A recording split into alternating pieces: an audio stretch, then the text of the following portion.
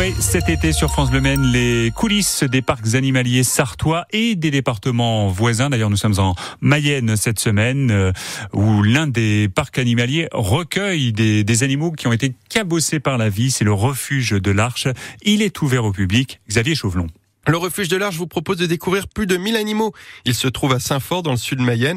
Le refuge propose également des animations que nous décrit Robin, animateur du parc. Cet été, on propose notamment des points rencontres, qui sont des interventions à raison de 3 par jour, avec le public qui font partie de la visite, sur différentes thématiques, les serpents, les ours, les félins.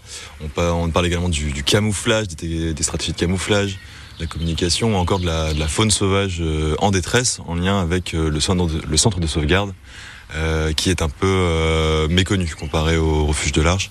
Donc ça permet aussi de faire connaître cet établissement dont le CEPAN, l'association qui gère le refuge, gère également. Alors en août, on propose aussi des ateliers grand public, donc ouverts à partir de 6 ans pour tous nos ateliers, pour aller creuser d'autres thématiques en lien avec l'animal ou la biodiversité de manière générale. Donc on va en proposer 2 par semaine à partir de la première semaine d'août, les mardis et les jeudis, et à savoir sur différentes thématiques, initiation à l'éthologie, qui est vraiment l'étude du comportement ici animal en lien avec l'observation.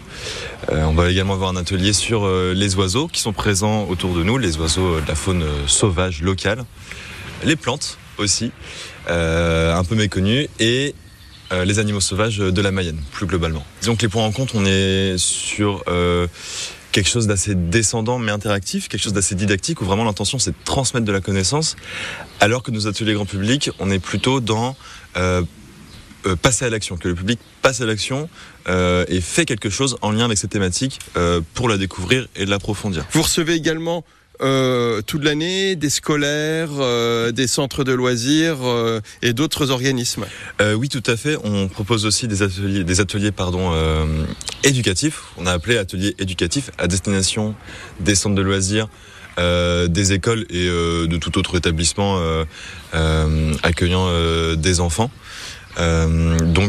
Sur les animaux sauvages par exemple de la Mayenne, mais aussi sur les animaux exotiques, pour faire le lien avec ceux qui sont présents ici au refuge. Et pendant cet été, il y a également des événements ponctuels. Oui, tout à fait. Donc en lien avec les journées mondiales, on a 2 journées durant l'été où on se concentre uniquement sur les serpents pour la journée mondiale des serpents et le lion pour la journée mondiale du même nom.